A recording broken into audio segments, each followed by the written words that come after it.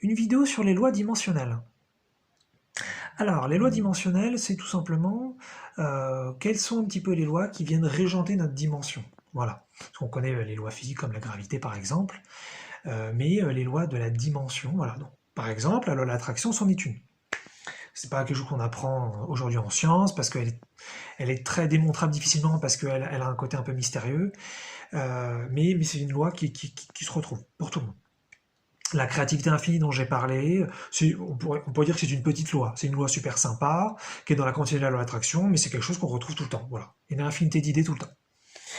Maintenant, je vais parler de lois peut-être un peu moins marrantes, un peu moins sympa, et bon, ça va le faire, ça va le faire. Il y a voilà, donc je parle pas mal de mystère, on pourrait appeler ça une loi aussi. Il y a une loi du mystère sur Terre. Hein, on sait pas d'où on vient, on sait pas pourquoi on est là, on sait pas qui on est, et on ne sait pas où on va. On peut ensuite, bien sûr, faire des recherches là-dessus, beaucoup se renseigner, faire du travail sur ça, on peut faire plein de choses, et on va découvrir de l'info. Mais c'est pas quelque chose d'intuitif, c'est pas quelque chose de naturel. Voilà. Donc, c'est quand même compliqué. La Terre, ça reste toujours un endroit un peu mystérieux, un peu chaotique.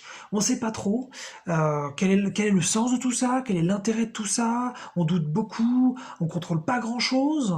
Voilà, ça fait partie de ce que je pourrais appeler des lois. Et d'ailleurs, il y a ce bouquin qui en parle, qui est super intéressant. C'est Les Papiers de l'Ascension de Zindad. Bon, pareil, hein, toujours en anglais. Donc, vous le trouvez très bien en français, comme tous les autres bouquins, sauf un, Make Love to God, dont j'avais parlé. Et vous pouvez aussi aller sur le site de Zindad, et vous allez trouver les PDF gratuits en français comme en anglais. Voilà. Parce que l'auteur, il voulait vraiment que ce soit diffusé le plus librement possible. Donc voilà, moi d'ailleurs, non, je l'ai lu d'abord en physique, mais il y a des bouquins que j'ai lus en PDF, c'est très bien aussi. Et donc dans ce bouquin, en fait, pourquoi je vous parle de ce bouquin? Parce que donc c'est un bouquin spirituel qui va très très très loin et qui explique beaucoup de sujets, c'est assez impressionnant. Et il va parler justement de cette histoire de mystère, il va essayer d'expliquer pourquoi il y a du mystère sur Terre. Et il parle de ce qu'il appelle le voile. Et c'est un concept que j'avais jamais vu ailleurs que dans ce bouquin, donc je trouve ça très très intéressant. C'est-à-dire qu'il y a le non physique et il y a le physique. Et entre les deux, il y a un voile. Et en fait, c'est quoi? C'est qu'il y a une loi, après, faut-il la justifier là tout de suite? Non, mais il y a une loi qui dit que il ne doit pas y avoir trop d'informations, qui doit passer du non-physique au physique. Donc là, je vous parle pas, par exemple, des idées comme la créativité infinie dont je vous parlais précédemment. Là, je vous parle plutôt d'explication de pourquoi on est là, de vraiment comprendre le sens, de vraiment comprendre le divin, de vraiment comprendre les questions existentielles. Il y a de l'information, on sait des choses, mais ce voile, il est là pour casser un petit peu ce filtre informatif. C'est un filtre informatif. Donc évidemment, on peut le prendre comme quelque chose de négatif, mais pas forcément, parce que ça peut être un lieu ici justement pour s'expérimenter très très indépendant du divin et arriver à se faire croire qu'il n'y a pas de Dieu. C'est ce que pensent beaucoup de gens. C'est-à-dire qu'il y a une expérience tellement indépendante et tellement séparée ici qu'on arrive à en croire qu'on est seul, ce qui peut être terrible bien sûr, mais ça peut être aussi une expérience intéressante pour certains. Donc voilà, le voile il est là pour ça. Et dans le livre, il y a aussi un autre truc intéressant, c'est que plus le temps passe, et plus le voile il diminue. Et c'est pour ça que si vous étudiez un petit peu la spiritualité, on peut remarquer qu'avec le temps, on a de plus en plus d'informations sur l'au-delà. On sait de plus en plus de choses. C'est comme si on avait le droit à avoir accès à de plus en plus d'informations. Voilà, donc ça explique à la fois qu'il y a un mystère sur Terre, et ça c'est une loi, hein, un petit peu, pas immuable hein, avec ce que je viens de dire, mais c'est quand même une loi qui est très très très vieille, où on est au courant de pas grand chose, et on se sent très seul dans l'univers, et la seule chose qu'on peut vraiment compter c'est les humains, c'est la société, mais sinon on est un petit peu seul. Et en même temps ça réduit avec le temps, et c'est pour ça d'ailleurs qu'il y a de plus en plus de canalisation, que ce soit sur YouTube, ou de plus en plus de livres, il y a de plus en plus d'ouverture à plein de choses, et on a accès à, voilà, de plus en plus d'explications, comme je viens de le dire, sur pourquoi tout ça, pourquoi cette existence terrestre et tout ça. Donc voilà, moi maintenant je pose quand même une question qui revient pas, hein, qui est dans la lignée du droit existentiel. Est-ce justifié de faire vivre à des personnalités qui ne sont pas conscientes de tout ça une déconnexion totale ou quasi totale du divin? Voilà, moi j'ai mon avis là-dessus, mais je pose la question parce que je pense que ça serait intéressant d'avoir un débat spirituel euh, mondial entre ceux qui s'intéressent à la spiritualité, j'entends, euh, parce que finalement ces questions elles viennent jamais. On ne dit rien face à ces lois, on ne dit rien. Voilà. Quand le gouvernement, nous dans notre pays de la France, fait des lois qu'on n'aime pas, bah on donne quand même notre avis. Voilà, à un moment donné. Parfois on nous consulte, pas toujours. J'en parlerai peut-être dans un autre truc ça. Mais en tout cas voilà, ces lois spirituelles, elles nous impactent tellement. La loi du mystère, comme je l'appelle, elle est tellement impactante finalement sur la vie de nous les petits humains qu'on a en droit de se demander est-ce que voilà c'est légitime de remettre en question cette loi ou pas. Voilà. Une autre loi qui revient beaucoup aussi en spiritualité, c'est la loi de l'éphémérité ou de l'impermanence. C'est-à-dire que très souvent, on vous dit partout que les choses ne sont pas permanentes, les choses ne durent pas. Les relations ne durent pas, les entreprises ne durent pas, tout a une fin, et voilà, il faut s'y faire. Voilà, les choses ne durent pas. Et c'est vrai que parfois, c'est des choses, il y a des choses qui durent très peu de temps. Et puis voilà, et puis c'est la surprise, ah bon, ça finit que maintenant, c'était une bonne chose qui était dans ma vie, maintenant hop, elle est partie. Ou parfois c'est aussi des choses qui durent très très très longtemps, des bonnes choses aussi, hein, et qui s'arrêtent après longtemps. Donc effectivement, on a encore ce souci de temporalité, on ne sait jamais c'est quand est-ce que les choses arrivent vraiment. Donc bon, c'est un peu compliqué. Et puis donc cette impermanence qu'on retrouve partout.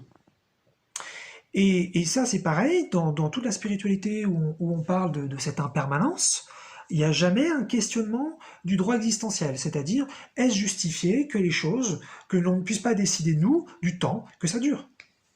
Ça me semble être une question très importante. Quand par exemple vous jouez à un jeu, ou vous pratiquez un sport que vous appréciez, ou vous pratiquez une activité, un art que vous appréciez, vous décidez à un certain niveau du temps que vous allez passer dessus. Et puis quand vous en avez marre je sais pas, de faire votre sport, je sais pas, ça fait des années que vous faites un sport, vous en avez ras-le-bol, bon bah vous dites ça suffit, j'arrête, mais au moins vous ressentez que vous avez fait toute l'expérience dont vous aviez besoin sur le sujet. Alors que là, les choses elles s'arrêtent un petit peu comme ça, on n'a pas le choix. Les relations parfois s'arrêtent parce que fallait que voilà, même si on était bien dans la relation, elles s'arrêtent pour X raisons. Parfois c'est la santé, parfois c'est l'argent. Puis bien sûr, il y a des choses qui arrivent aussi comme ça, en surprise, qui sont très très positives et qui parfois qui durent longtemps. Bien sûr, il y a de tout, hein, il y a de tout. Mais voilà, ça soulève pour moi toujours cette question, peut-on remettre en question cette éphémérité ou cette impermanence? A-t-on le droit de dire que nous souhaiterions, nous les humains, nous les personnalités qui ont peu de conscience, décider du temps que les choses prennent? Voilà, question qui n'existe nulle part et que je pose ouvertement. Une autre peut-être loi, qui alors là, je vais essayer de la dire de façon rigolote parce celle-là, elle est vraiment pas cool. C'est ce que j'appelle donc la spirale ascendante. En fait, sur Terre, j'en avais parlé précédemment, il y a un phénomène qu'on retrouve chez tout le monde. Chacun a des problèmes différents entre une personne et une autre. Hein, voilà, il y en a, ils galèrent avec l'argent, d'autres ils galèrent avec la santé, d'autres ils galèrent dans les relations, d'autres ils galèrent à être heureux. Voilà, il y a plein de sujets. Là, je prends des sujets généraux, mais ça pourrait être des sujets très précis. Hein, voilà. Et en fait, ce qu'on remarque, c'est que dans la vie de chacun, donc moi y compris, hein, tout le monde, on a le même problème qui se répète. Hein, par exemple, si je prends, par exemple, je prends l'argent pour n'importe qui, pas forcément moi. Eh bien, j'ai des problèmes financiers. Finalement, au bout d'un moment, ça s'améliore. Après un certain temps, ça pourrait être des années, hein, ça revient et je dois retraverser. Et puis ça s'améliore. Et puis ça, des années ou même parfois des mois plus tard, ça revient, etc., etc. Et en fait, on tourne en rond. Sur Terre, il y a un phénomène où on tourne en rond, où pour une image un petit peu plus positive, on a une spirale ascendante. Qu'est-ce que ça veut dire? Ça veut dire qu'en fait, avec le temps, on s'améliore, mais en même temps, on revisite les mêmes problèmes. Ce qui veut dire qu'en principe, on est censé être moins impacté par ces problèmes, et mieux les gérer, et voilà, s'améliorer. Donc ça, c'est quelque chose qu'on retrouve chez tout le monde. Par exemple, un exemple aussi de ça, c'est des gens qui font des thérapies pendant des dizaines d'années, et c'est clair qu'ils vont mieux, c'est clair qu'ils se sont améliorés sur plein de choses, ils ont découvert plein de trucs, mais il y a toujours des nouvelles choses qu'ils découvrent et sur lesquelles ils doivent travailler et qu'ils doivent nettoyer. Ça s'arrête jamais. Ça ne s'arrête jamais. Et voilà, et ça c'est pareil, c'est une question que je pose aussi. A-t-on le droit, en tant qu'humain sur Terre, de décider de ce qu'on veut traverser, des leçons qu'on veut apprendre, ou doivent-elles être imposées et on n'a pas le choix et ça doit continuer comme ça. Voilà. Donc, genre de loi un petit peu qui touche tout le monde. Hein, il doit sans doute y en avoir d'autres, mais voilà, je voulais partager sur ça. Donc la loi du mystère, hein, voilà, on ne sait pas trop, on ne sait jamais grand-chose finalement, même si on sait plein de trucs, on se rend compte qu'on sait plein d'autres choses, dans ce que disait Socrate. La loi de l'éphémérité, les choses elles durent, parfois très longtemps, parfois très peu, on n'a pas trop la main là-dessus. Et puis la loi de la spirale ascendante, où les choses reviennent à l'infini, même les choses qu'on n'aime pas. Et on essaye vraiment de se débarrasser de ces trucs, mais on enlève des couches et des couches et des couches, il y a toujours une autre couche en dessous, et voilà. Et on n'a pas vraiment le choix, en fait, de ce qui vraiment nous arrive. Voilà, donc je voulais partager un petit peu ces trucs-là qui reviennent, et puis qui sont dans la lignée du droit existentiel, voilà, peut-on choisir finalement notre existence? A-t-on le droit de remettre en question ces lois, sans vouloir forcément les attaquer et les changer directement, mais peut-on au moins en discuter, peut-on au moins communiquer avec le divin et de dire je ou nous ne sommes pas d'accord avec ça, ou nous sommes en accord, ou peut-être nous voudrions changer tel ou tel point, et nous souhaiterions donc une politique de la Terre différente. Voilà, petites idées sur la loi dimensionnelle.